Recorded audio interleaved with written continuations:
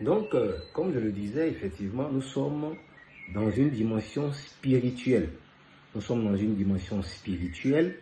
Et quand on dit spirituel, ce n'est plus la chair, ce n'est plus ce qui vient de mon âme, ce qui vient de mon corps, ce qui vient de la vie extérieure. Vous voyez un peu. Et ça, et quand on l'a compris, on se dit qu'effectivement, il faut commencer à changer de paradigme. Nicodème l'a vécu à ses dépens. Il est obligé de le subir. Lui, grand homme, grand sachant, grand érudit, celui-là, c'est docteur de la loi, qui vient nuitamment rencontrer Jésus en Jean chapitre 3. Et il pose la question, vraiment, franchement, lui, il n'arrive pas à comprendre que ce genre d'actes que Jésus a posé tout au long de la journée, là, ces actes-là, vraiment, lui, il s'est dit que ce n'est pas possible si cet individu n'est pas accompagné, soutenu par Dieu. Et Jésus de lui répondre, pour vivre effectivement ça, il faut naître de nouveau. Vous voyez un peu. Et Nicodème étant totalement charnel dans la dimension horizontale, il n'a pas compris.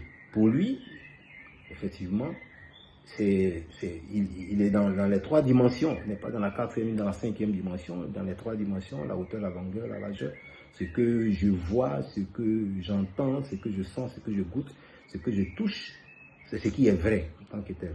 Et il pose la question à Jésus. Donc, je dois encore, moi, à 60 ans, rentrer encore dans le ventre de ma mère pour revenir à nouveau. Et Jésus lui a dit non, il faut naître d'eau et d'esprit. Vous voyez un peu la symbolique de l'eau, vous voyez que c'est le sens de la purification, ça peut penser encore chez les chrétiens au baptême en tant que tel.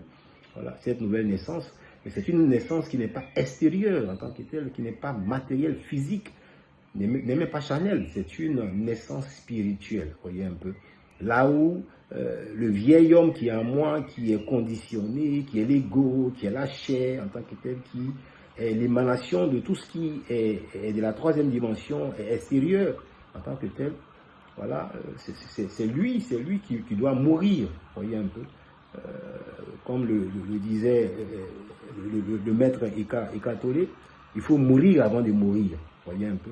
Donc, la première mort, c'est cette mort-là, mort qui est une mort spirituelle, c'est-à-dire mourir à son ego, à la chair, pour renaître, vous voyez un peu, à l'esprit, en tant que tel, vous voyez un peu. Donc, comme on le dit, à ce stade-là, quand on réfléchit, on se rend compte que véritablement, Nicodème n'avait pas compris, vous voyez. Et il est venu à quel moment? Il est venu nuitamment, vous voyez un peu, nuitamment. Nuitamment, la nuit, symbole d'obscurité, de ténèbres. Et en hébreu, le mot ignorance est synonyme de ténèbres, d'obscurité, vous voyez un peu. Donc voilà, il est venu nuitamment.